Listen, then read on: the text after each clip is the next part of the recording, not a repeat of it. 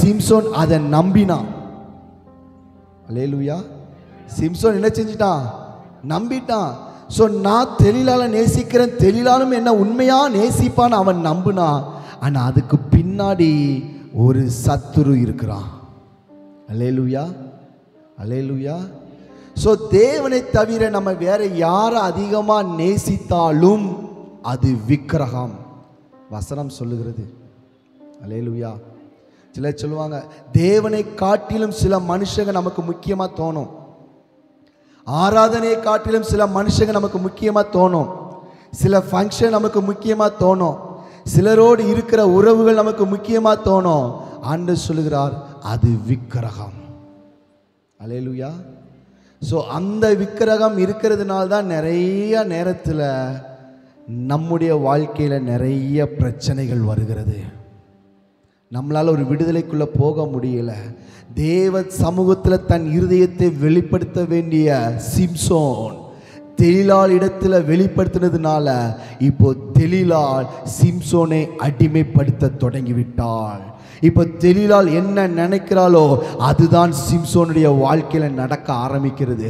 இப்போ சிம்சோனை பிடித்து அமேஸ்வர் அவனுடைய தலையில் இருக்கிற எல்லா முடியும் எடுத்து அவனை மொட்டை போட்டு அமேஸ்வர் அவனுடைய கையும் காலையும் சங்கிலினால் கெட்டி அவனுடைய கண்களை பிடுங்கி அவனை காசாவுக்கு கொண்டு போகிறார்கள். அல்லேலூயா. அப்படின்னா என்ன அர்த்தம் என்று சொன்னார், சோதரா, இதுவரைக்கும் தேவனை பார்த்த அவனுடைய கண்கள் இப்போ தேவனை பார்க்க முடியாதபடிக்கு, தேவனுடைய கிரியைகளை பார்க்க முடியாதபடிக்கு, தேவனுடைய சோதரா மறைபொருள்களை பார்க்க முடியாதபடிக்கு, தேவன் தனக்கு வைத்திருக்கிற பாதைகளை பார்க்க முடியாதபடிக்கு இப்பொழுது அவனுடைய கண்கள் பிடுங்கப்பட்டது.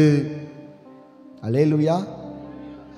நீங்க அதற்கு முன்பாக இருக்கிற சம்பவத்தில் பார்த்தீங்க அப்படின்னா ஸ்தோத்திரா, சிம்சோனை கெட்டி பெலிஸ்தர்கள் தூக்கி கொண்டு போகும் பொழுது ஆவியானவர் இறங்கி வருவா. அங்கே அவன் கழுதையின் பச்சை தாடை எலும்பை வைத்து 1000 பேரை கொன்று போட்டான்.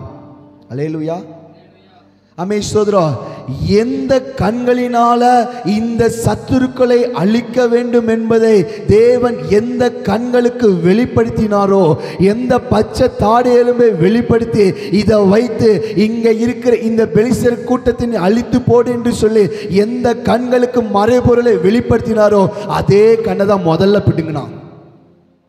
அல்லேலூயா. புரியுதா உங்களுக்கு? அப்படின்னா என்ன அர்த்தம் அப்படின்னா, நம்முடைய வாழ்க்கையில் தேவன் நமக்கு வெளிப்படுத்தி கொடுக்குற நம்மளுடைய கிருபை வர்றங்கள தான் கையை வைப்பான். அல்லேலூயா. தரிசனம் பார்க்கிறவங்களை தரிசனம் பார்க்க விடாம ஆக்கிடுவான்.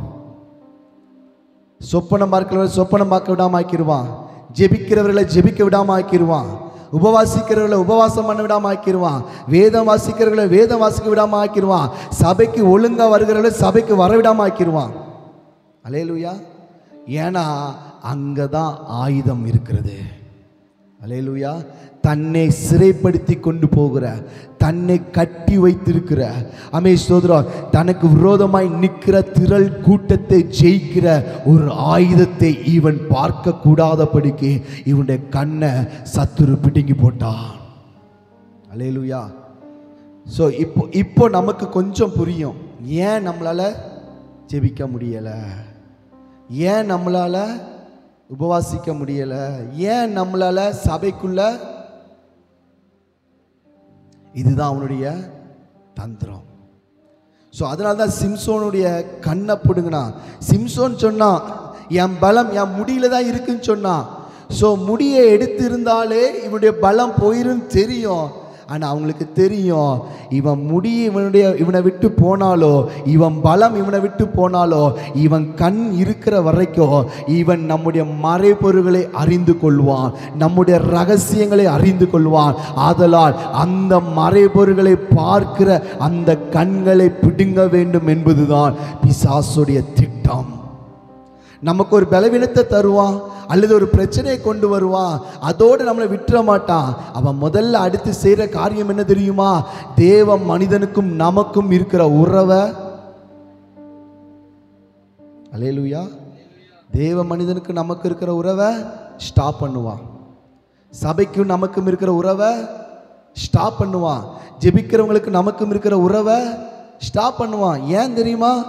நம்ம பிரச்சனையில் இருக்கும் பொழுது ஸோ அவர் நமக்காக ஜெபம் பண்ணி நம்முடைய பிரச்சனையை கண்டுபிடிச்சு நம்மளை விடுதலையாக்கி விடுவார். ஸோ அவருக்கும் நமக்கும் இருக்கிற உறவை அதனால தான் அவர் ஸ்டாப் பண்ணுறான்.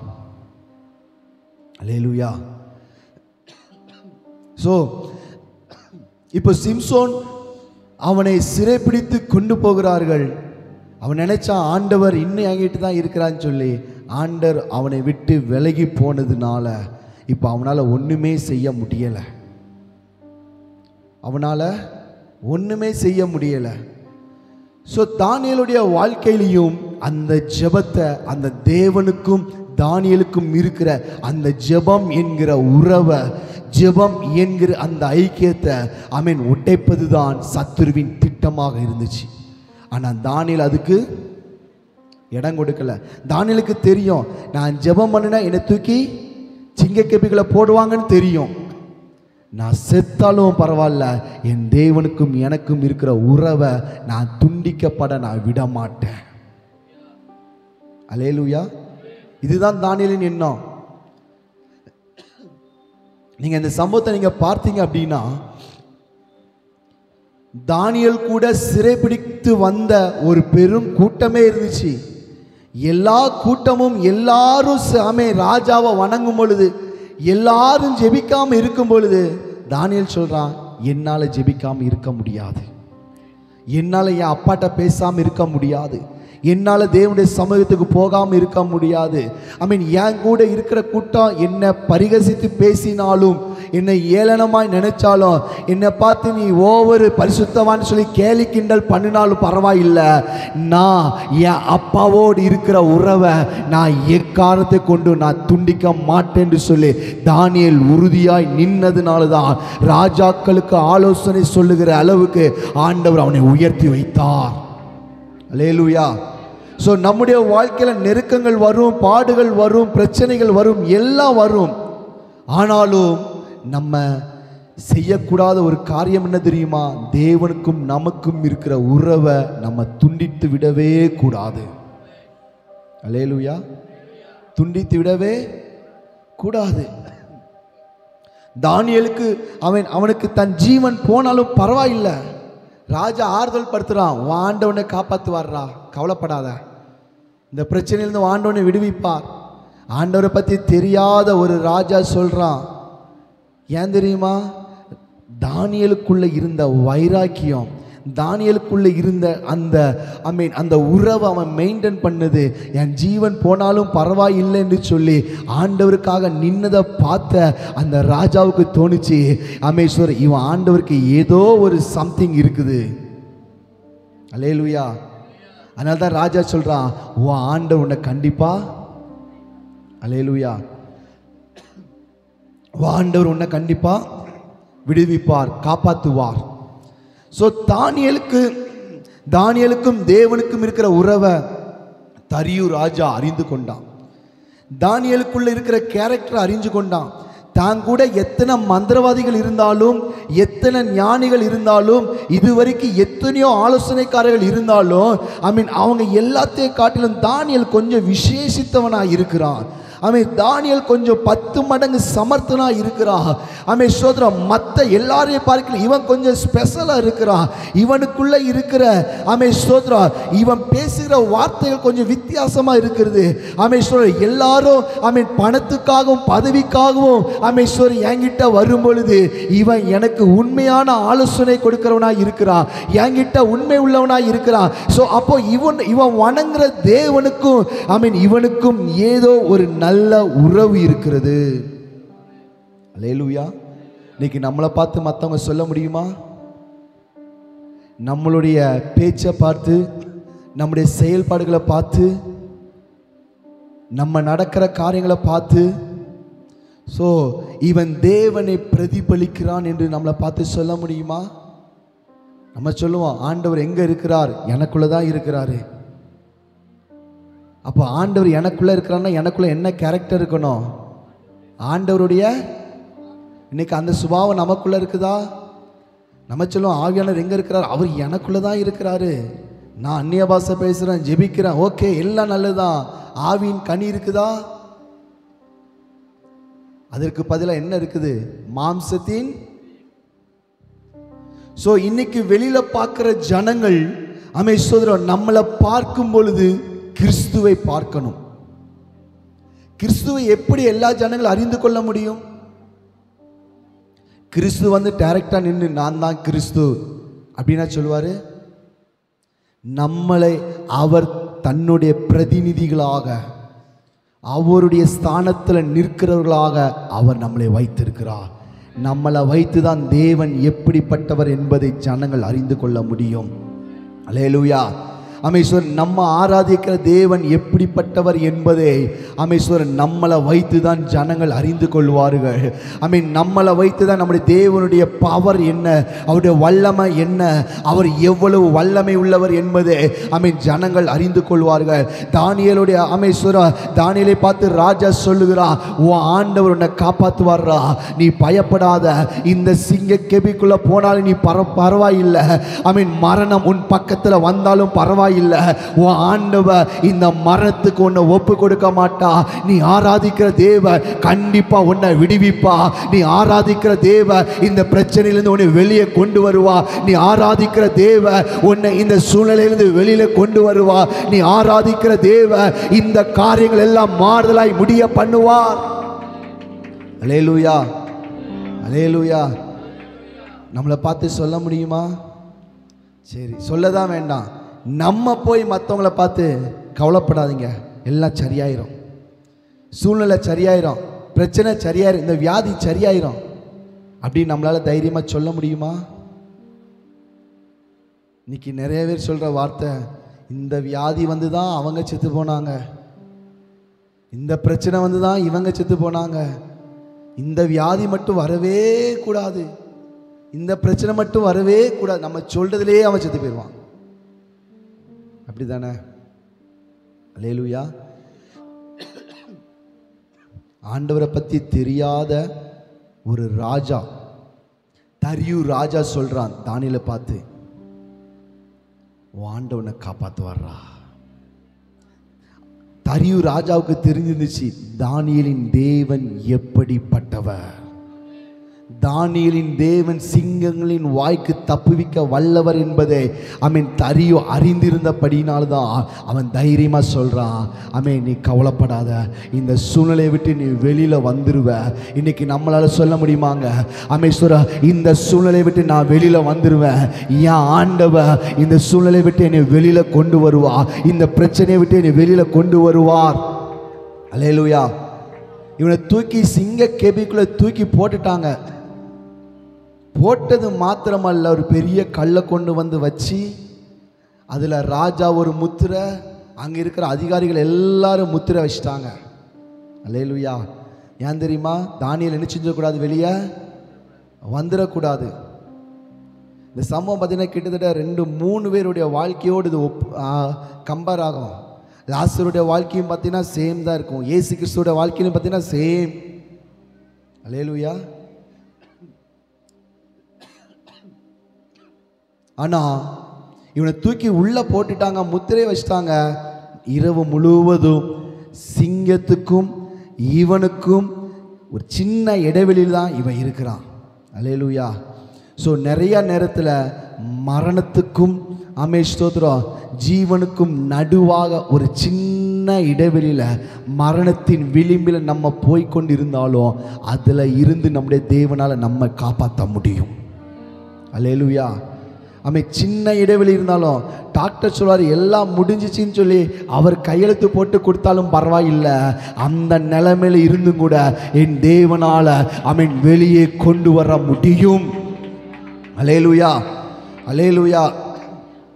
ராஜா காலையிலே வந்து கேட்குறான், உன் தேவன், நீ இடைவிடாமல் ஆராதித்த உன் தேவன் உன்னை தப்புவிக்க வல்லவராக இருந்தாரான்னு சொன்ன உடனே அவன் சொல்கிறான், ஆமாம் ராஜாவே, அவர் தன்னுடைய தூதனை அனுப்பி சிங்கங்களின் வாயை கட்டி போட்டார். தேவனுக்கும் நமக்கும் ஒரு உறவு இருக்கும் என்று சொன்னால் எத்தனை பிரச்சனைகள் நமக்கு முன்பதாக வந்தாலும் சரி, அந்த பிரச்சனை நம்மளை தொடாதபடிக்கு தேவன் சிங்கங்களின் வாய்களை கட்டி போட்டது போல அந்த பிரச்சனைகளின் சூழ்நிலைகளை, அந்த பிரச்சனைகளின் அகோரங்களை, அந்த பிரச்சனைகளின் தாக்கங்களை அவர் நிறுத்தி வைப்பார். ஆமென். தேவனுக்கும் நமக்கும் நல்ல உறவு இருந்தாலும் சரி, ஆமென் சோதரா, அந்த உறவின் நிமித்தம் நமக்கு ஒரு சேதமும் அணுகாம அவர் நம்மளை பாதுகாக்க அவர் வல்லமை உள்ளவராய் இருக்கிறார். ஆமென். தனித்து விடப்பட்டாலும் சரி, ஆமென், கெபிக்குள்ள இரவு முழுவதும் அது இருட்டாதான் இருந்திருக்கும், கார் இருளாதான் இருந்திருக்கும், ஒரு சின்ன இடவில் சின்ன இடமா தான் இருந்திருக்கும், ஒரு நெருக்கமான சூழ்நிலையா தான் இருக்கும். உள்ள இருக்கிற சிங்கங்கள் பட்டு மோசமாக தான் இருந்திருக்கும். ஆமென். ஆக்ரோஷமா இருந்திருக்கும், கெரிச்சித்து இருக்கும். இவனை எப்போ விழுங்கலாம் என்று சொல்லி அது வகை தேடி கொண்டு இருந்திருக்கலாம். ஆமென். இவன் வெளியில வருவதற்கு வழியே இல்லாமல் இருந்திருக்கலாம். இந்த சூழ்நிலையின் வழியா இவன் கடந்து போய்தான் ஆக வேண்டிய நிலைமை இருந்திருக்கலாம்.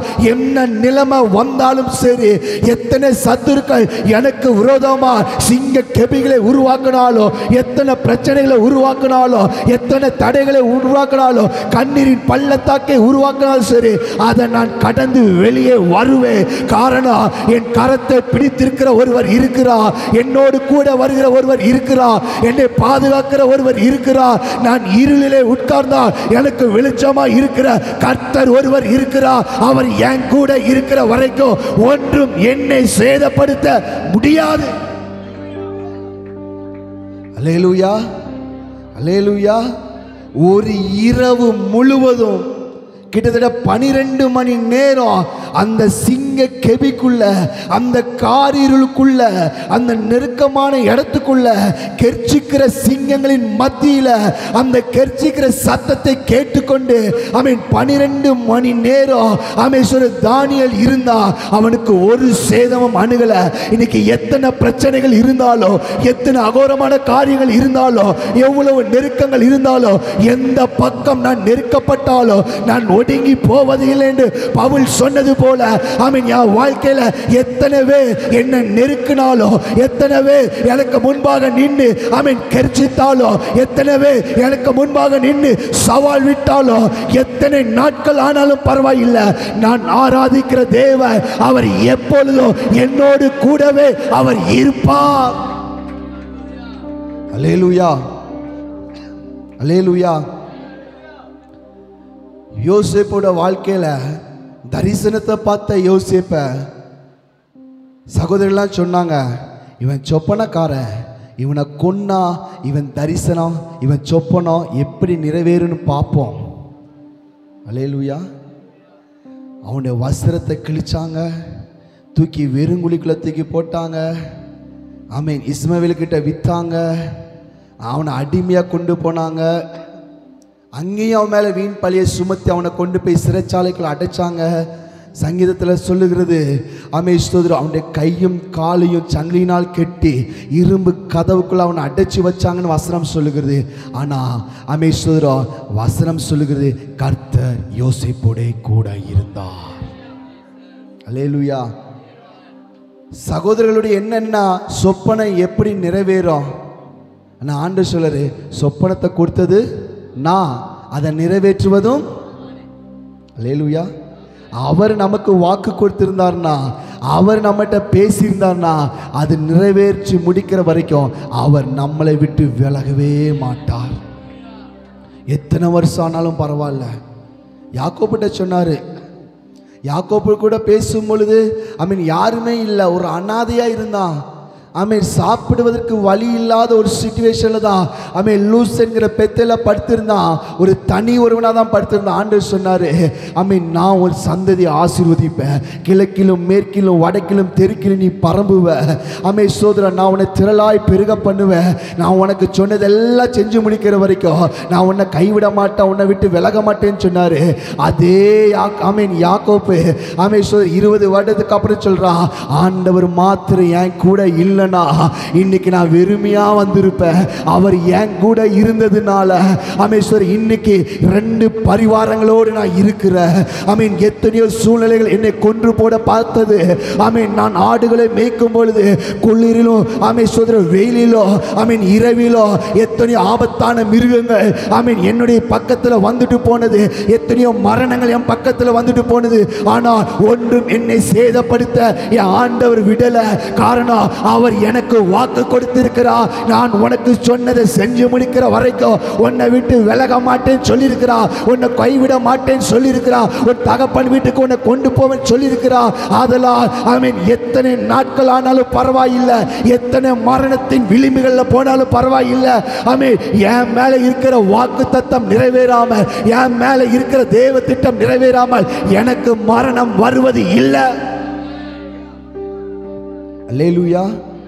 எனக்கு மரணம் வராது. ஏன்னா என் மேல திட்டம் இருக்குது. என் கரத்தை பிடித்திருக்கிறவர் அவர் இன்னும் உயிரோட இருக்கிறார். அல்லேலூயா. மரித்தேன் ஆனாலும் இதோ சதா காலங்களிலும்.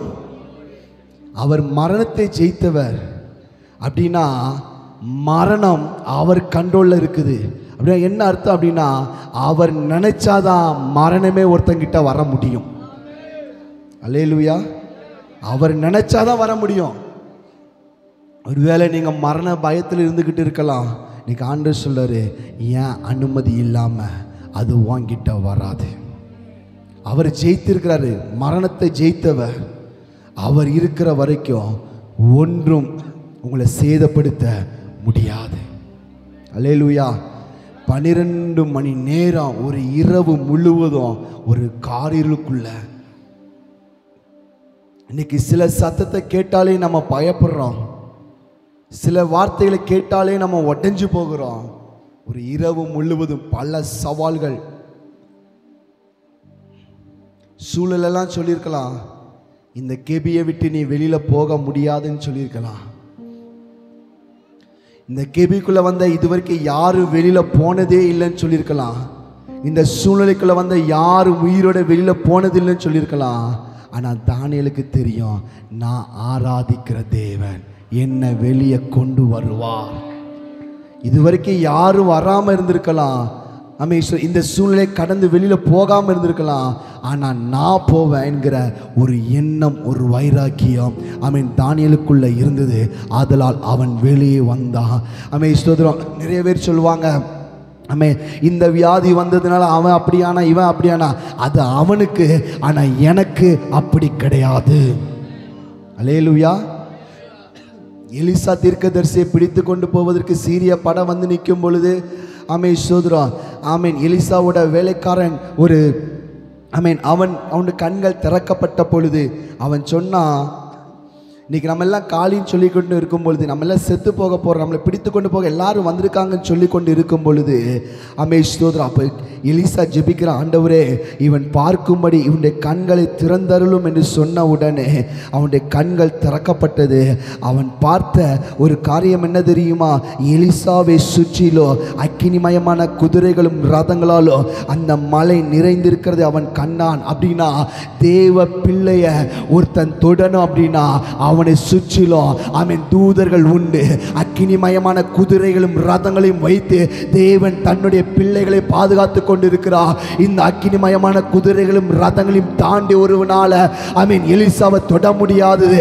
அது எவ்வளவு உண்மையோ அதே போலதான் உங்களை சுற்றிலும் இருக்கிற தேவ பிரசன்னத்தை தாண்டி, உங்களை சுற்றிலும் இருக்கிற தூதர்களை தாண்டி ஒருவனோ, ஒரு சக்தியோ, ஒரு படையோ, ஒரு தளபதியோ, ஒரு வல்லமையோ உங்களை தொட அவர் அனுமதிக்க மாட்டார். அல்லேலூயா. அல்லேலூயா. சூழ்நிலைகள் சொல்லலாம், அங்க வந்திருக்கிற படை தளபதி சொல்லலாம், நான் எத்தனையோ யுத்தங்களை ஜெயிச்சிருக்கிறேன், எத்தனையோ பெரிய பெரிய படைகளை ஜெயிச்சிருக்கலன்னு சொல்லியிருக்கலாம்.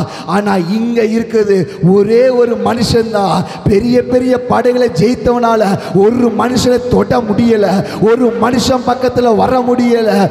ஸ்தோத்திரம். இங்கிலாந்து ராணி சொன்னா, எத்தனை படைகள் வந்தாலும் நான் பயப்பட மாட்டேன், ஆனால் ஜான் நாக்ஸோடைய தேவனுக்கு நான் பயப்படுகிறேன். அவனுடைய முழங்காலுக்கு பயப்படுகிற எத்தனையோ இராணுவங்களை நான் ஜெயித்திருக்கிறேன், எத்தனையோ படைகளை ஜெயித்திருக்கிறேன், எத்தனையோ பெரிய பெரிய யுத்தங்கள்ல நான் வெற்றியை பார்த்திருக்கிறேன். ஆனால் ஜான் நாக்ஸோடைய முழங்காலுக்கு முன்பதாக நான் ஒன்றுமே இல்லை என்று சொல்லி அவள் சொன்னது போல ஜெபிக்கிறவனே, எந்த இராணுவத்தின் பலமோ, எந்த அதிகாரங்களோ, எந்த வல்லமைகளோ, வெள்ளம் போல சத்துரு வந்தாலோ, நீங்கள் தனி மனிதன் நின்றாலோ உங்களை தொட முடியாது. காரணம் என்ன தெரியுமா? உங்களை பாதுகாக்கிற ஒரு ஆண்டவர் இருக்கிறார், உங்களை பாதுகாக்கிற ஒரு ஆவியானவர் இருக்கிறார், உங்களுக்கு துணையாய் இருக்கிற ஒரு கர்த்தர் இருக்கிறார். எத்தனை பிசாசுகள் சவால் விட்டாலும், எத்தனை சூழ்நிலைகள் சவால் விட்டாலும் நம்மளை பாதுகாக்கிற ஒரு கர்த்தர் இருக்கிறார். ஆமே ஸ்தோத்திரம். யாத்ராமத்தில் வாசிக்கும் பொழுது பார்வோன் ராஜா ஆமே ஸ்தோத்திரம் இஸ்ரவேல் ஜனங்களை பார்த்து சொல்லுகிறார். ஆமே ஸ்தோத்திரம் யாத்ராம 15 ஆமே ஸ்தோத்திரம் 9 வாசிக்கும் பொழுது, தொடருவேன், பிடிப்பேன், கொள்ளையாடி பங்கிடுவேன், என் ஆசை அவரிடத்தில் திருப்தியாகும், என் பட்டயத்தை உருவுவேன், என் கை அவர்களை சங்கரிக்கும் என்று பகைஞன் சொன்னார். இஸ்ரவேல் ஜனங்களை அவன் தன்னுடைய பிரதான 600 ரதங்களை துரத்தி கொண்டு வரும் பொழுது ஆமே ஸ்தோத்திரம் அவன் சொல்லிக்கிட்டு வர்றா, என் பட்டயத்தை உருவுவேன், இவங்க எல்லாத்தையும் நான் கொன்று போடுவேன், நான் நினைச்சதை இவங்க வாழ்க்கையை நடத்தி தீர்வேன் என்று சொல்லி கொண்டு வரும் பொழுது ஆமே பார்வோனுக்கும் இஸ்ரவேல் ஜனங்களுக்கு நடுவாக ஆவியானவர் வந்து நின்னார். அல்லேலூயா. ஆவியானவர் வந்து நின்னார். இப்ப பார்வோனுடைய படைகளுக்கு அது எப்படி மாறிடுச்சு அப்படின்னா, அது காரிருளாய் மாறிடுச்சு. யாத்ராமத்தின் புஸ்தகம் 14 வாசிக்கும் பொழுது ஆமே ஸ்தோத்திரம் ஆமே 14 வாசிக்கும் பொழுது, இஸ்ரவேல் ஜனங்களுக்கு அது வெளிச்சமோ, ஆமே ஸ்தோத்திரம் அவர்களுக்கு ஆமே 20 வசனம் பாருங்க. யாத்ராம 14:20 அது எகிப்தியரின் சேனையும் இஸ்ரவேலின் சேனையும் ராம் முழுவதும் ஒன்றோடு ஒன்று சேராதபடி அவர்கள் நடுவில் வந்தது. எகிப்தியர்களுக்கு அது மேகமும் அந்தகாரமுமாய் இருந்தது, இஸ்ரவேலுக்கோ அது இரவே வெளிச்சமாக்கிடுச்சு. அப்படின்னா ஆமே நம்மளை பின்தொடர்ந்து வருகிற சக்திகள் நம்மளை தொடாதபடிக்கு ஆவியானவர் அவர்களை நிறுத்தி வைப்பா. அவனுக்கு நமக்கு ஆமென் நடுவாக ஆவியானவர் நிப்பா. ஆமென் அவர்களுக்கு நமக்கு நடுவாக அவர் தன்னுடைய தூதனை நிறுத்துவார். அந்த சேனைகள், அந்த ரதங்கள் அவர் சொல்லிக் கொண்டு வருகிறார். கிட்டத்தட்ட 430 வருஷமாய் அடிமைப்படுத்தி வைத்திருந்தவன் இப்ப சொல்லுகிறான், இத்தனை வருஷம் நீ ஏன் அடிமையா இருந்த? நான் நினைச்சதெல்லாம் நீ செஞ்ச, இன்னைக்கு நீ விடுதலையாகி போயிட்ட. ஆனா நான் விட மாட்டேன், நான் தொடர்ந்து வருவேன், உன்னை பிடிப்பேன், இன்னும் என் ஆசைய உன்னை வச்சு நான் நிறைவேற்றுவேன் சொல்லி கொண்டு வந்தாலும் இன்னைக்கு ஆவியானவர் சொல்லிட்டாரு, இதுவரைக்கும் ஆமே ஸ்தோத்திரம் நீ அவனுடைய வாழ்க்கையை நீ விரும்பினது செஞ்ச. ஆனா இப்போ இவன் என் பிரசனத்துக்குள்ள வந்ததுனால, என் கண்ட்ரோல்ல வந்ததுனால, என் ஆளுகைக்குள்ள வந்ததுனால, என்ன சொந்த இரட்சகரா ஏற்றுக்கொண்டதுனால, என் வார்த்தையை விசுவாசித்ததுனால இனி நீ இவனை தொட முடியாது.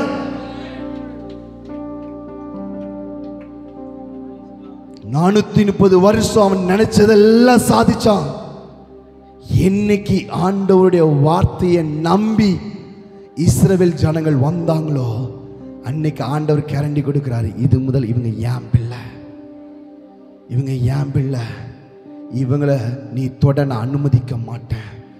அல்லேலூயா, அல்லேலூயா. ஆமென். இதுவரைக்கும் உங்களுடைய வாழ்க்கையில் பாரம்பரிய காரியங்கள், இதுவரைக்கும் உங்களுடைய முன்னோருடைய வாழ்க்கையில் இருந்த பிரச்சனைகள், வியாதிகள், நோய்கள், ஆமே ஸ்தோத்திர காரியங்கள் எல்லாம் உங்களுடைய வாழ்க்கையில் வந்திருக்கலாம். என்னைக்கு நீங்கள் ஆண்டோடைய வார்த்தையை நம்பி விசுவாசித்து அவருடைய சமூகத்துக்கு வந்திருக்கிறீங்களோ உங்களை பார்த்து ஆண்டவர் சொல்லுகிறா, ஆமீன், இனி நான் உனக்கு கேரண்டி, இனி நான் உனக்கு பாதுகாப்பாக இருப்பேன், இனி நான் உனக்கு மறைவிடமாக இருப்பேன், இனி நான் உனக்கு துணையாக இருப்பேன், இனி ஒரு இராணுவமோ ஒரு பார்வோனோ இனி உன்னை அடிமைப்படுத்த முடியாது, இனி அவன் ஆசை உன் வாழ்க்கையில நிறைவேறாது. நீ நினைப்ப இது எனக்கு வேண்டாம், இதை விட்டு என்னால் வெளியே வர முடியல, இதை சூழ்நிலையை விட்டு வெளியே வர முடியல, இதை பிரச்சனையை விட்டு வெளியில வர முடியல, இதை பாவத்தை விட்டு வெளியில வர முடியல. இன்னைக்கு ஆவியானவர் சொல்லுகிறா, இனி அது உன் வாழ்க்கையில வருவது இல்லை, அது இனி உன்னை தொட நான் விடுவது இல்லை. காரணம் நீ என் வார்த்தை நம்பி இருக்கிற, நீ என் பிள்ளையா இருக்கிற, நீ என் பிள்ளையா இருக்கிறதுனால நீ ஒன்றுக்கும் அடிமைப்பட நான் உன்னை விட மாட்டேன். அல்லேலூயா. பார்வோன் ஸ்தோத்திரம் இஸ்ரவேல் ஜனங்களை ரொம்ப கொடுமைப்படுத்தியிருந்தான். இவங்க அழுதுதான் இருந்தாங்க, கூக்குரல் இட்டாங்க, முறையிட்டாங்க, என்னெல்லாமோ செஞ்சாங்க. இப்போ மறுபடியும் அவன் சொல்லிக்கிட்டு வர்றான், இனி நான் உன்னை விட மாட்டேன். ஆண்டவர் சொன்னார், இவன் சொல்றான் இனி நான் உன்னை விட மாட்டேன். இப்போ ஆண்டவர் சொல்ல, இனி நான் உன்னை விட மாட்டேன். அல்லேலூயா. வசனம் சொல்லி, இன்று கண்ட எகிப்தியனை நீ முடிஞ்சு. என் பிள்ளைக்கு விரோதமாக வர்ற, என்ன நம்பி வந்த என் பிள்ளைக்கு விரோதமாக வர்ற, அங்கே எல்லாத்தையும் முடிச்சிட்டாரு. தானியேலில் வாசிக்கும் போது அதே தான். எவன் தானியேல் மேலே குற்றம் சுமத்தினானோ அவனை தூக்கி அதே சிங்க கேபிகளை தூக்கி போட்டாங்க. அல்லேலூயா. தானியேலாச்சு ஒரு இரவு இருந்துட்டு வெளியில் வந்துட்டான். இவன் போய் தரையில் சேருவதற்கு முன்பதாக சிங்கம் இவனை. அல்லேலூயா. ஆண்டவர் பார்த்தாரு, என் பிள்ளைக்கு விரோதமாக நீ திட்டம் போட்ட, என் பிள்ளைக்கு எனக்கு இருக்கிற உறவையை நீ உடைக்க வந்த, என் பிள்ளைக்கு எனக்கு இருக்கிற அந்த ஜெப வாழ்க்கையை நீ உடைக்க வந்த. இப்போ ஆண்டவர் அவனை உடைச்சிட்டாரு. அல்லேலூயா. அவன் எலும்புகள் எல்லாத்தையும் உடைச்சிட்டாரு. அல்லேலூயா. தேவனுக்கும் நமக்கும் இருக்கிற உறவை உடைக்க எத்தனை பேர் வந்தாலும் ஆண்டவர் அவனை உடைச்சிருவார். அதுதான் நம்ம தானியேலில் வாசிக்கிறோம். இப்படி தானே வசனம் அதுதான் சொல்லுது. அவனுடைய எலும்புகள் எல்லாம் அல்லேலூயா அவர்கள் மேல் பாய்ந்து அவருடைய எலும்புகளை பிரச்சனைக்குள்ள அனுப்புனவன், பிரச்சனைக்குள்ள போனவன் பிரச்சனையை ஜெயிச்சு வெளியில வந்துட்டான். ஆனா அனுப்புனவனால பிரச்சனைக்குள்ள போக கூட முடியல, போவதுக்கு முன்னாடியே காலி ஆயிட்டான். அல்லேலூயா. வசனம் சொல்லுகிறது, திராணிக்கு மேலாக சோதிக்கப்பட்ட ஒரு நாள் நம்மளை விட மாட்டான். சோதனையோடு கூட தாங்குவதற்கு பலத்தையும் தப்பிக்கொள்வதற்கான ஒரு போக்கை நமக்கு கொடுப்பா. சிங்கக்கெபிக்குள்ளிருந்து வெளியில் வரவிடாதபடிக்கு எல்லா வாசல்கள் அடைக்கப்பட்டாலும், எத்தனை முத்திரைகள் போடப்பட்டாலும், எத்தனை அதிகாரிகள் அதன் மேல் தன்னுடைய அதிகாரத்தை செலுத்தினாலும் சரி, தானியேல் வெளியே வருவதை யாராலும் தடுக்க முடியாது. அல்லேலூயா. இன்னைக்கு நமக்கு விரோதமாய் எத்தனை சத்துருவானவன் நமக்கு விரோதமாய் மரணத்தை நியமித்தாலோ முடிவை நியமித்தாலும் சரி, அதை கடந்து வெளியில வந்து நம்ம நிற்க முடியும். அல்லேலூயா. தானியேல் வெளியில வரக்கூடாதுன்னு தான் நினைச்சாங்க. தன்னுடைய அதிகாரத்தை எல்லாம் பயன்படுத்தினாங்க. இயேசு கிறிஸ்துவும் கல்லறை விட்டு வெளியில வரக்கூடாதுன்னு சொல்லி தன் அதிகாரத்தை எல்லாம் பயன்படுத்தினாங்க. ரோம அரசாங்கம் முத்திரையை வச்சது. ஸ்தோத்திரம். ஜனங்கள் இவங்கெல்லாம் போய் போர் சேவர்கள் அனுப்பி கல்லறை சுற்றிலும் பாதுகாத்தாங்க. ஆனா இயேசு வெளியே வருகிறது யாராலையும் தடுக்க முடியல. அதே போலதான் நாம் வெளியே வருகிறத இன்னைக்கு நீங்க அந்த சூழ்நிலையில போய்கிட்டு இருக்கலாம். அன்று சொல்றாரு, நீ சூழ்நிலைக்குள்ள போனாலும் நான் உன் கூட இருக்கிறேன். அல்லேலூயா. பிரச்சனைகளுக்கு மத்தியில் போனாலும் நான் உன் கூட இருக்கிறேன். பாடுகளுக்கு மத்தியில் போனாலும் நான் உன் கூட இருக்கிறேன். ஸ்தோத்திரம். வேதத்தில் வாசிக்கும் பொழுது யோபு சொல்லுகிறார், நான் போகும் வழியை அவர் அறிவார். அவர் என்னை சோதித்த பின் பொன்னாக விளங்குவே. ஸ்தோத்திரம். என் வாழ்க்கையில் தேவனுடைய சத்தத்தை என்னால் பார்க்க முடியும், கேட்க முடியல. ஸ்தோத்திரம். நான் முன்னால் போனாலும் அவர் இல்லை, பின்னால் போனாலும் அவர் இல்லை. வலதுபுறம் இடதுபுறம் அவர் கிரியை செய்கிறார். ஆனால் என்னால் அவரை பார்க்க முடியல. ஆனால் எனக்கு ஒன்று தெரியும், நான் போகிற பாதையை அவர் அறிவார். என்னால் அவரை பார்க்க முடியாமல் இருக்கலாம், ஆனால் என் தேவன் என்னை காண்கிறவராய் இருக்கிறார். அவர் என்னை விசாரிக்கிறவராய் இருக்கிறார். அவர் என்னுடைய பாதையை, என் சூழ்நிலையை அவர் காண்கிறவராய் இருக்கிறார். என் வாழ்க்கையில எத்தனை சத்துருக்கள் எழும்பினாலோ, எத்தனை பிரச்சனைகள் எழும்பினாலோ, எனக்கு துணையா இருக்கிற ஒரு கர்த்தர் இருக்கிறார். என்னை காண்கிற ஒரு கர்த்தர் இருக்கிறார். என்னை விசாரிக்கிற ஒரு கர்த்தர் இருக்கிறார். எனக்காக யாவையும் செய்து முடிக்கிற ஒரு கர்த்தர் இருக்கிறார். அல்லேலூயா. அல்லேலூயா. மோசேயை பார்த்து ஆண்டவர் சொன்னார், நீ மலை மேலே ஏறி வந்து எனக்காக காத்துரு, நான் உனக்கு ஸ்தோத்திரம் கற்பலகைகளையும் பிரமாணத்தையும் நான் உனக்கு தருவேன் அப்படின்ட்டாரு. மோசேயும் மேலே ஏறி போய் ஸ்தோத்திரம் கிட்டத்தட்ட தேங்க்யூ மோசையும் மலையில் ஏறி போயிட்டான். யாத்ராமத்தின் 24வது புஸ்தகத்தில் நம்ம வாசிக்கிறோம். ஆமே ஸ்தோத்திரம். அவன் மலையில் ஏறி போய் ஆமே ஸ்தோத்திரம் அவன் ஏறின பொழுது 15வது வசனத்தில் மோசே மலையின் மேல் ஏறின பொழுது ஒரு மேகம் மலையை மூடிற்று. கர்த்தருடைய மகிமை சீனாய் மலை மேல் தங்கி இருந்தது. மேகம் 6 நாள் அதை மூடி இருந்தது. கவனிங்க, ஆண்டவர் தான் வர சொன்னார். ஆண்டவர் தான் சொன்ன, நான் கற்பலகைகளையோ ஆமே ஸ்தோத்திரம் பிரமாணங்களையும் தருவேன், நீ காத்திருன்னு சொல்லிட்டாரு. இவனும் ஆண்டவருடைய வார்த்தையை நம்பி மலையில் போய் வெயிட் பண்ணிட்டு இருக்கிறான். ஒரு நாள் ஆனது, 2 நாள் ஆனது, 3 நாள் ஆனது, 4, 5, 6 நாள் ஆயிடுச்சு. ஆண்டோடைய சத்தத்தை கேட்கவே இல்லை, ஒரு சத்தமும் இல்லை. ஒருவேளை மோசைக்கு தோணிருக்கோம், லட்சக்கணக்கான ஜனங்க கீழே வெயிட் பண்ணிக்கிட்டு இருக்கிறாங்க. ஆமே ஸ்தோத்திரம். இடையில வேற யோசுவா வேற மலையோட அடிவாரத்தில் நிற்கிறான். ஆமே ஸ்தோத்திரம். ஆமீன். ஆண்டவர் இன்னும் பேசலேன்னு அவன் நினைச்சு கொண்டே இருந்திருக்கலாம். ஆனாலும் அவனுக்கு தெரியும், என்ன வர சொன்னது ஆண்டவர். அவர் எப்போ பேசுகிறாரோ அது வரைக்கும் நான் வெயிட் பண்ணுவேன் சொல்லி அந்த மேகத்துக்கு நடுவாக அவன் காத்திருக்கிறான். அவன் சுற்றிலும் பார்த்தாலும் எல்லாம் மேகம்தான், வெள்ளை வெள்ளையர் மேகம் மட்டும்தான் இருக்கிறது. 7வது நாள் மேகத்தின் நடுவில் இருந்து கர்த்தர் மோசையோடு பேச ஆரம்பித்தார். மோசைக்கு தெரியல இந்த மேகத்துக்குள்ளதான் ஆண்டவர் இருக்கிறார் என்று சொல்லி, இந்த பிரசனத்துக்குள்ளதான் அவர் இருக்கிறார் என்று சொல்லி மோசைக்கு தெரியல. ஆனா ஏதோ ஒரு காரணத்துக்காக தான் என்ன உட்கார வச்சிருக்கிறார் என்பது மோசைக்கு தெரியும். ஆண்டவர் சொன்னாரு, இப்பா நான் உன்னை வர சொல்லிட்டு நான் உன்னை விட்டுட்டு போகிற கர்த்தர் அல்ல. நீ வந்த நாள் முதல் கொண்டு, வந்த நேரம் முதல் கொண்டு, வந்த செகண்ட் முதல் கொண்டு நான் உன் பக்கத்தில் நான் இருந்து உன்னை பார்த்து கொண்டே இருக்கிற. நீ ஜெபிக்கிறத நான் பார்க்கிற, நீ பாடுகிறத நான் பார்க்கிற, நீ ஆராதிக்கிறத நான் பார்க்கிற, எல்லாவற்றையும் நான் பார்த்து கொண்டே தான் இருக்கிற. 6 நாள் நான் பேசலை என்று சொல்லி நீ விலகி போகல. ஆமென். நான் மௌனமா இருந்ததை பார்த்து நீ எழும்பி போகல, உனக்கு வெறுப்பு வரல. ஆனாலும் நீ எனக்காக காத்திருந்த. ஆமென் ஸ்தோத்திரம். நீ என் வார்த்தைக்காக காத்திருந்த. ஆண்டவர் பேசினாலும் பேசலாட்டியும் எனக்கு இந்த பிரசன்னம் போதும், இந்த மகிமை போதும். அவர் பேசினாலும் பேசலாட்டியோ நான் பேசுவேன். அவர் என்னோட பேசினாலும் பேசலாட்டியோ நான் ஆராதிப்பேன். அவர் பேசினாலும் பேசலாட்டியோ நான் வேதம் வாசிப்பேன் என்று அவருடைய சமூகத்தில் இருந்த உங்களை அவர் பார்க்கிறார். வேற எங்கேயுமே ஆண்டவர் இல்லை.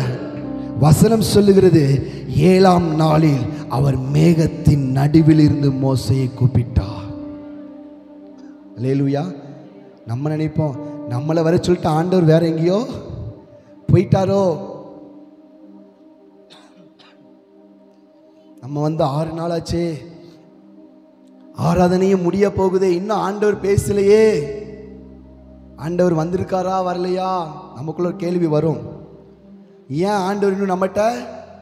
ஆண்டவர் சொல்றாரு, நீ உள்ள வருறதுல இருந்து நீ என்னெல்லாம் பண்ற என்பதை நான் உன் பக்கத்துல இருந்து பார்த்துக்கிட்டே இருக்கிறேன். யோபு சொன்னது போல, என்னால் பார்க்க முடியல தான், ஆனால் அவர் என்ன பார்க்கிறார். என்னை காண்கிற ஒருவர் இருக்கிறார், என்னை பார்க்கிற ஒருவர் இருக்கிறார், என்னை விசாரிக்கிற ஒருவர் இருக்கிறார், என் பட்சத்தில் எனக்காக நிற்கிறவர் ஒருவர் இருக்கிறார். என்னால் அவரை பார்க்க முடியலாட்டியும் அம்மை சோதரன் எனக்கு ஒரு நம்பிக்கை இருக்குது, அவர் என் கூடவே இருக்கிறார். அல்லேலூயா. அவர் என் கூடவே இருக்கிறார். இன்னைக்கு ஆண்டவர் சொல்றார், நான் உன் கூடவே இருக்கிறேன். சூழ்நிலையை பார்த்து ஆராதிக்கிறத நிப்பாட்டிராதீங்க. சூழ்நிலையை பார்த்து சபைக்கு வருகிறத நிப்பாட்டிராதீங்க. சூழ்நிலையை பார்த்து ஜெபிக்கிறத நிப்பாட்டிராதீங்க. சூழ்நிலையை பார்த்து வேதம் வாசிக்கிறத நிப்பாட்டிராதீங்க. ஆமே சூழ்நிலையை காட்டிலும் அவர் பெரியவர். அவர் காலங்களையும் சமயங்களையும் மாற்றுகிற கர்த்தர். ஆமென் ஸ்தோத்திரம். ஆமென். மோசே 6 நாள் காத்திருந்து 7வது நாள் ஆண்டவருடைய வார்த்தையை வாங்கி கொண்டு அவன் போனதுக்கு அப்புறம் இஸ்ரவேல் ஜனங்கள் இன்னைக்கு வரைக்கும் மோசையை அவ்வளவு முக்கியத்துவப்படுத்துறாங்க. அவ்வளவு ஆமென் ஸ்தோத்திரம். அப்போஸ்தலர் வாசிக்கிறோம், ஜீவ வார்த்தைகளை வாங்கி கொண்டு வந்தவர், ஜீவ வார்த்தைன்னு சொல்லி மோசையை அவ்வளவு ஆமென் ஸ்தோத்திரம் ஹானர் பண்றாங்க, அவ்வளவு முக்கியப்படுத்துறாங்க. காரணம் தெரியுமா? அவன் காத்திருந்து பெற்றதை. ஆமென் ஸ்தோத்திரம். இன்னைக்கு நீங்க தேவனுடைய சமூகத்திலிருந்து ஒரு காரியத்தை காத்திருந்து நீங்க பெற்றுக்கொள்ளும் பொழுது அதோடைய வேல்யூ பயங்கரமா இருக்கும். அல்லேலூயா. இயேசு 40 நாள் காத்திருந்து ஆவியானுடைய பலத்தினால கலிலேயாவுக்கு வந்து ஆமென் ஸ்தோத்திரம் அவர் தண்ணீரை ஆமென் ஸ்தோத்திரம் திராட்சரசமாய் மாற்றினார். வசனம் சொல்லுகிறது அவருடைய கீர்த்தி தேசம் எங்கும் பரம்பிற்று. ஆமென். காத்திருப்பு ஒரு நாள் வீணாய் போவது இல்லை. கர்த்தருக்கு காத்திருக்கிறவர்கள் புது பலன் அடைந்து கழுகுகளை போல செட்டைகளை அடைத்து அவர்கள் உயரே எழும்புவார்கள். அவர்கள் ஓடினாலும் களைப்படையார்கள், நடந்தாலும் சோர்வடையார்கள். காரணம் என்ன தெரியுமா? இந்த காத்திருப்பு ஆமென் ஏதோ ஒரு நன்மைக்காக நீங்கள் செய்கிற முதலீடு. அல்லேலூயா. ஆண்டவர் பேசினாலும் பேசலாட்டி நான் காத்திருக்க நீங்க இருக்கிறீங்க பாத்தீங்களா? அது ஆமென் உங்களுடைய நன்மைக்காக நீங்கள் கொடுக்கிற முதலீடு. நீங்கள் விதைக்கிற விதைகள் இது கண்டிப்பா பலன் தரும். அல்லேலூயா, அல்லேலூயா. ஆமென் ஸ்தோத்திரம். ஒரு இரவு முழுவதும் தானியேல் சிங்க கெபிக்குள்ள இருந்தாலும் சரி, ஆமென் ஸ்தோத்திரம், நான் நம்புகிறேன் ஆமென் அந்த காத்திருப்பு தான் ஆமென் ஸ்தோத்திரம். சூழ்நிலை என் பக்கத்தில் இருந்தாலும், மரணம் என் பக்கத்தில் இருந்தாலும், எனக்கும் தேவனுக்கும் இருக்கிற உறவை உடைக்க முடியாது என்கிற அந்த வைராக்கியம்தான் ஆமென் தானியேலை ஆமென் ஸ்தோத்திரம் ராஜாக்களுக்கு ஆலோசனை கொடுக்கிற ஒரு உயர்ந்த ஸ்தானத்தில் அவனை உயர்த்தி வைத்தது. ஆமென் சகல மறைபொருளையும் அறிய வைத்தது. ஆமென் கடைசி நாட்களில் நடக்க போகிற எல்லாவற்றையும் அவன் அறிந்து கொள்ள ஆமென் அதுதான் உதவி செய்து. இன்னைக்கும் நீங்கள் தேவனுடைய சமூகத்தில் தேவனுக்கும் உங்களுக்கும் இருக்கிற உறவை நீங்கள் துண்டிக்காமல் இருப்பீர்கள் என்று சொன்னால் தேசத்தில் நடக்க போகிறவர்களை தேவன் உங்களுக்கு தான் வெளிப்படுத்துவார். அல்லேலூயா. ஆபிரகாமுக்கு ஆண்டவர் சொன்னாரு, நான் செய்ய போகிறதை நான் மறைக்க மாட்டேன். சோதம் குமர பட்டணம் பாவம் செய்து ஆமென் அதை அழிக்க போகிறார். ஆண்டவர் வந்து ஆபிரகாமிட்ட சொல்றாரு, நான் அந்த பட்டணத்தை அழிக்க போகிறேன். காரணம் என்ன தெரியுமா? வசனம் சொல்லும், ஆபிரகாம் அதற்கு பின்னாகும் நின்று கொண்டிருந்தார். அந்த வார்த்தை ரொம்ப முக்கியம். ஆமென். தேவனுடைய சமூகத்தில் ஆமென் 3 தூதர்கள் வர்றாங்க. ஆமென். அவங்க போறாங்க. எல்லாம் இருந்தாலும் சரி, ஆபிரகாம் ஆமென் ஸ்தோத்திரம் தேவனுக்கு முன்பாக நின்று கொண்டிருந்தான். அப்படின்னா அவன் காத்து கொண்டிருந்தான். ஆமென் ஸ்தோத்திரம் தேவனுடைய சமூகத்தில் காத்து கொண்டிருந்தான். அவன் காத்து கொண்டு இருந்தபடினா தேவன் அவனை விட்டு போகாம அவன் கூடயே நின்றுட்டாரு. அல்லேலூயா. நீங்க தேவனுடைய சமூகத்தில் நீங்க காத்திருப்பீங்கன்னு சொன்னா அவர் பேசுறாரோ பேசலையோ உங்களை விட்டு போக மாட்டாரு. அல்லேலூயா, அல்லேலூயா. யாப்போக்கு நதிக்கரையில் அவன் போராடி ஜெபிக்கும் பொழுது அவன் சொல்றான், என்னை விடு, நான் போகணும், பொழுது விடிது. அவன் ஜெபிக்கிறத விடல, அவன் போராடுறத விடல, அவன் காத்திருக்கிறத விடல. ஆதலால் அவனால் போகவும் முடியல. அல்லேலூயா. அவர் பேசுறாரோ பேசலையோ, செய்கிறாரோ செய்யலையோ, நீங்கள் உட்காந்துட்டீங்கன்னா அவரால் உங்களை விட்டு போகவே முடியாதுங்க. உங்களை விட்டு போகவே முடியாது. ஏன்னா நம்முடைய ஜெபத்துக்கு அவ்வளவு வல்லமை உண்டு. நம்முடைய உறவு அவ்வளவு முக்கியம். அதனால தான் ஆண்டவர் நம்ம உறவை அவ்வளோ இம்பார்ட்டன்ட் பண்ணுறாரு, அவ்வளோ முக்கியப்படுத்துகிறாரு. பரலோகத்தில் அவ்வளவு தூதர்கள் ஆராதிக்கிறாங்க, அவ்வளவு பரிசுத்தவான்கள் இருக்கிறாங்க. அவ்வளவு மகிமையான இடமா இருந்தாலோ, அவ்வளவு பரிசுத்தமான இடமா இருந்தாலோ, பாவியான நம்ம ஆராதிக்கும் பொழுது இந்த ஆராதனை பிரியப்பட்டு வர்ற காரணம் என்ன தெரியுமா? ஆமென் ஸ்தோத்திரம், அவர் அவ்வளவாய் நம்மளை நேசிக்கிறார். அல்லேலூயா, அல்லேலூயா. அவர் நமக்காக வந்து மரிக்கணும்னு அவசியம் இல்லையே. பரலோகத்தை விட்டு, அவ்வளோ மேன்மையை விட்டு, அவ்வளோ ஐஸ்வர்யத்தை விட்டு, அவ்வளோ உயர்ந்த ஸ்தானத்தை விட்டு ஆமென் நம்ம அவரோடு இருக்கணும், அவரோடு கூட நம்ம உறவு இருக்கணும், அவரோடு கூட நம்ம ஐக்கியமாக இருக்கணும்னு சொல்லி தான் அந்த பரலோகத்தை விட்டு அவர் பூமிக்கு வந்தா. நமக்காக அவர் பாவமானா, நமக்காக முள் கிரீடத்தை ஏற்றுக்கொண்டா, நமக்காக காயங்களை ஏற்றுக்கொண்டா, நமக்காக சிலுவையில் மரித்தா, நமக்காக தேவனுக்கும் அவருக்கும் ஒரு இடைவெளி வந்தது. காரணம் காரணம் என்ன தெரியுமா? தேவனுக்கும் நமக்கும் இருக்கிற இடைவெளியை சரி பண்ணும்படியாக தான் கிறிஸ்துவுக்கும் தேவனுக்கும் ஒரு இடைவெளி வந்தது. அவர் சொல்ல, என் தேவனே என் தேவனே ஏன் என்னை கைவிட்டு சொல்றார். இதுவரைக்கும் இயேசு கிறிஸ்து சொன்னதில்ல, பிதாவுக்கு பிரியமான நான் எப்பொழுதும் செய்கிறபடினால் அவர் என்னை தனியே இருக்க விடவில்லை. இதுவரைக்கும் தனியே இருக்க விடவிடாத ஆண்டவர் இன்னைக்கு தனியே விட்டுட்டு போக காரணம் என்ன தெரியுமா? உங்களுக்கும் எனக்கும் இருக்கிற உறவை சரி பண்ணும்படியாக தான், உங்களுக்கும் எனக்கும் இருக்கிற அந்த உறவை பலப்படுத்தும்படியாக தான், உங்களுக்கும் எனக்கும் தேவனோடு இருக்கிற ஐக்கியத்தை இன்னும் உறுதிப்படுத்தும்படியாக தான் அவருக்கும் தேவனுக்கும் ஒரு இடைவெளி வந்தது. அல்லேலூயா. இன்னைக்கு ஆண்டவர் சொல்ல ஒரே காரியம் என்ன தெரியுமா? எக்காரணத்திலையும் எந்த சூழ்நிலையிலும் உங்களுக்கும் தேவனுக்கும் இருக்கிற உறவை உடைச்சிடாதீங்க. பிரச்சனை வரும். ஜெபத்தை நிறுத்துவதற்கு பிசாசன் என்ன சூழ்நிலையாலும் கொண்டு வருவான். ஆனா அதன் மத்தியில் நீங்க உறுதியா நிப்பீங்கன்னு சொன்னா தானியேலின் காரியம் ஜெயமா இருந்தது. அல்லேலூயா. நீங்க ஜெபிக்கிறவர்களா இருந்தீங்க அப்படின்னா உங்க காரியம் ஜெயமா இருக்கும். தேவனுக்கும் உங்களுக்கு நல்ல உறவு இருக்கும் என்று சொன்னா உங்க காரியம் ஜெயமா இருக்கும். தேவனுக்கும் உங்களுக்கும் எல்லா சூழ்நிலையும் அந்த உறவை நீங்கள் கரெக்டாக மெயின்டைன் பண்ணி நீங்கள் கொண்டு போனீங்க அப்படின்னா சொல்கிறேன், தானியேலில் வாசிக்கும் போது தினம் அவன் தான் செய்து வந்தபடி அவன் செய்து வந்தபடி அவன் தினமும் 3 வேளை ஜெபம் பண்ணா. இன்னைக்கு கட்டளை வந்த உடனே அவன் போய் ஒரு வேளை ஜெபிக்கலை. கட்டளை வந்த உடனே யாருக்கும் தெரியாமல் போய் ஜெபிக்கலை. கட்டளை வந்தாலும் பரவாயில்லை, யார் பார்த்தாலும் பரவாயில்லைன்னு போய் ஜெபிக்கிறா. கூட இருந்தவங்க தான் போய் பார்த்துட்டு போய் ராஜாட சொல்கிறாங்க, ராஜா பாருங்க ராஜா 3 நேரம் அவன் மாடியில் போய் ஜெபிக்கிறா. அந்த அளவுக்கு அவனை வாட்ச் பண்ணிட்டு போய் ராஜா கிட்ட சொல்றாங்க. அல்லேலூயா. கதவை பூட்டிட்டு போய் ஜெபிக்கல. எப்போது மாதிரி சட்டம் இயற்றப்பட்டு விட்டதேன்னு சொல்லிட்டு யாருக்கும் தெரியாம கதவை பூட்டிட்டு வேறொரு இடத்துல போய் ஜெபிக்கல. யார் வந்து பார்த்தாலும் நீ பார்த்துட்டு போ, ஏன்னா எனக்கும் என் அப்பாவுக்கு இருக்கிற உறவை எத்தனை பேர் இன்னைக்கு ஆயத்தமாக இருக்கிறீங்க? அந்த உறவை நான் புதுப்பிக்க ரெடியாக இருக்கிறேன். இன்னைக்கு நிறைய நேரத்தில் நம்ம தோற்று போக காரணம் என்ன தெரியுமா? இந்த உறவை நம்ம துண்டிச்சது தான், இந்த உறவை நம்ம உடைச்சது தான் இன்னைக்கு நிறைய பிரச்சனைகளுக்கு காரணம். இன்னைக்கு ஆண்டவர் சொல்றாரு, அந்த உறவை நீ புதுப்பித்துக்கொள். அந்த சிங்கக்கெபியை விட்டு, அந்த மரண விளிம்பை விட்டு நான் உன்னை வெளியே கொண்டு வர நான் ஆயத்தமாக இருக்கிறேன். நேரம் வந்து விட்டது. சுரம் காலமே வெளுக்கும் வேலை வந்து விட்டது. நீ வெளியே வர வேண்டிய வேலை வந்து விட்டது. ஆண்டு சொல்றாரு, உன்னுடைய உடன்படிக்கையை நீ புதுப்பித்துக்கொள், உன் உறவை நீ புதுப்பித்துக்கொள். நீ செயல்பட வேண்டிய காலம் வந்தது, உன்னுடைய சீசன் வந்து விட்டது. நீ ஆயத்தமாகு.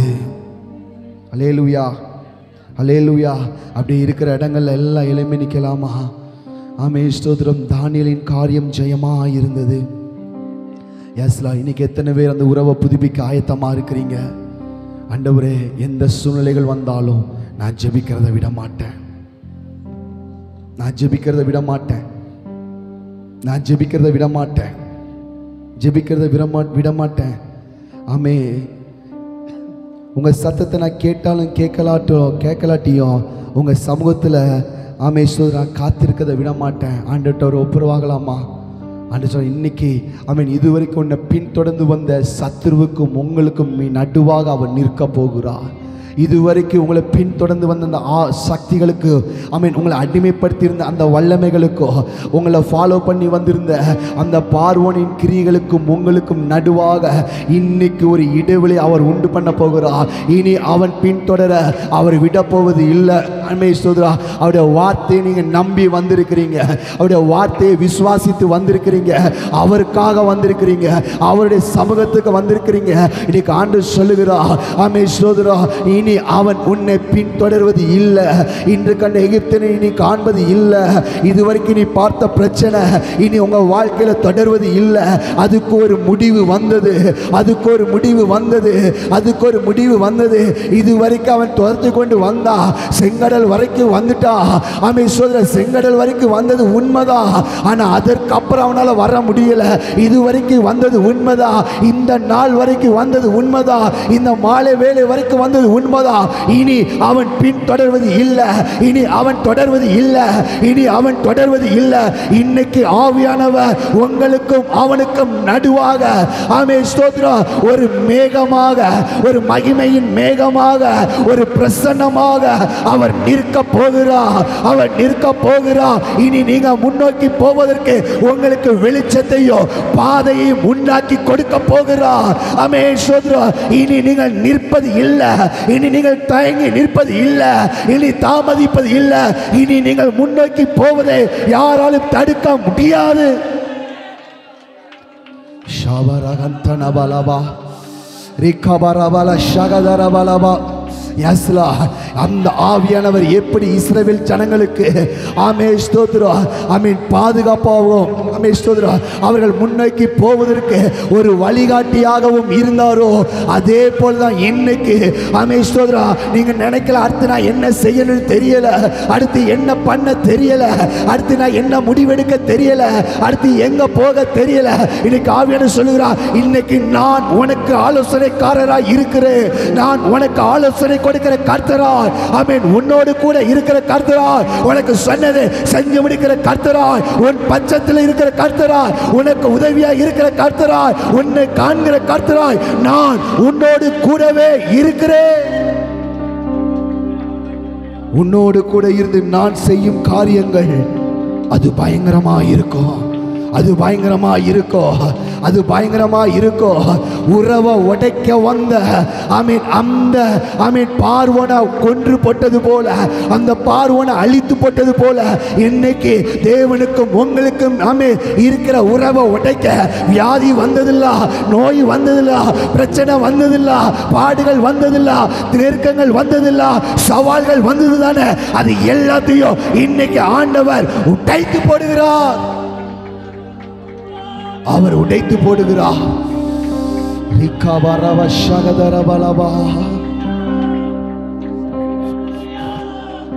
எஸ் ஜீசஸ், நன்றி ஆண்டவரே.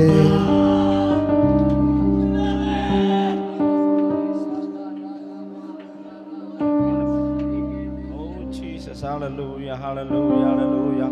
நன்றி ஆவியானவரே. ஹalleluya. நன்றி நன்றி. நாங்கள் ஆராதிக்கிற தேவன் எங்களை தப்பிவிக்க வல்லவராக இருக்கிறேன். நாங்கள் ஆராதிக்கிற எங்கள் தேவன் எங்களை தப்பிவிக்க வல்லவராக இருக்கிறேன். உமக்கு நன்றி நன்றி நன்றி நன்றி நன்றி ஆவியானவரே. ஹalleluya ஹalleluya ஹalleluya.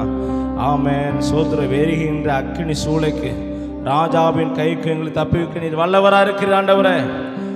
ஆராதிக்கும் தேவன் நல்லவர், விடுவிக்க வல்லவரே. நாம் ஆராதிக்கும் தேவன் நல்லவர், விடுவிக்க வல்லவரே. எரிகின்ற அக்கினிக்கும் ராஜாவுக்கும் விடுவிக்க வல்லவரே.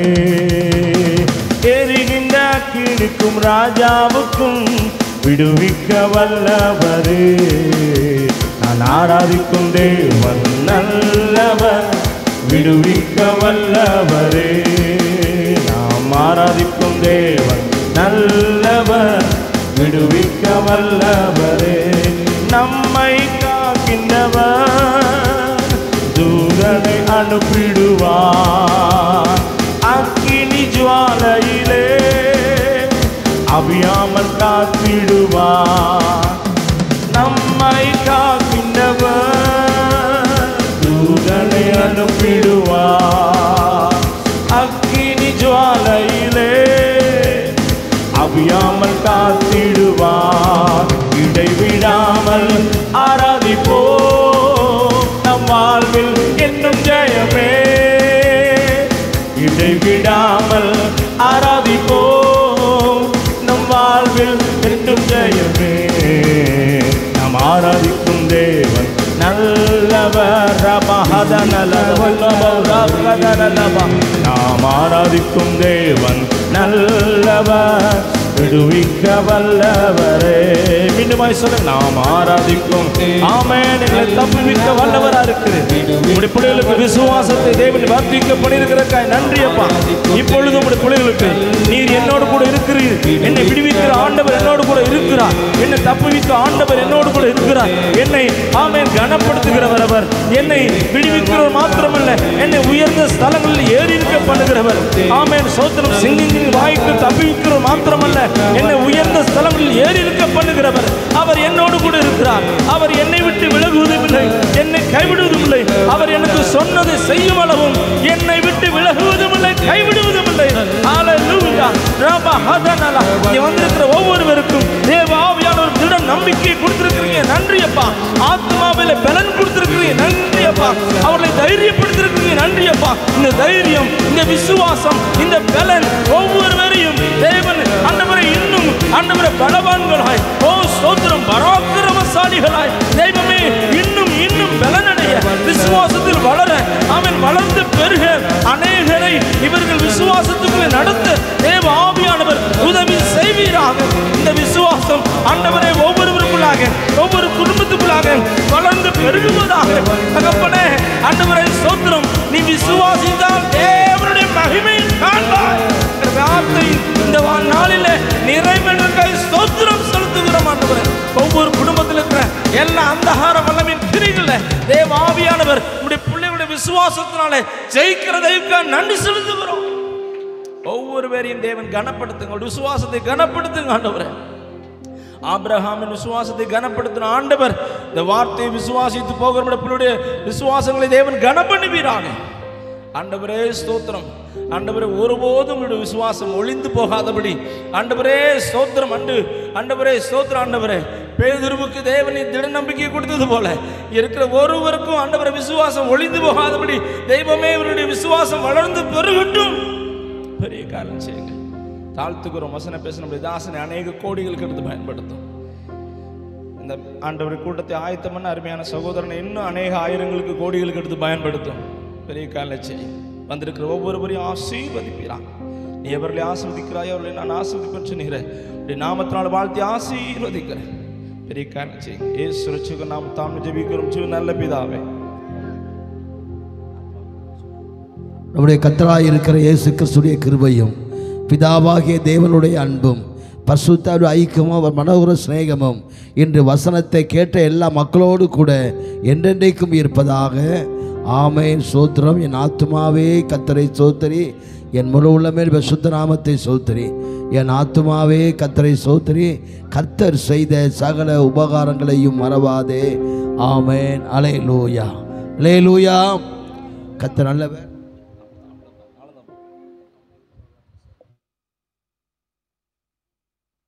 வந்த எல்லாருக்கும் இயேசு கிறிஸ்துவின் நாமத்தில்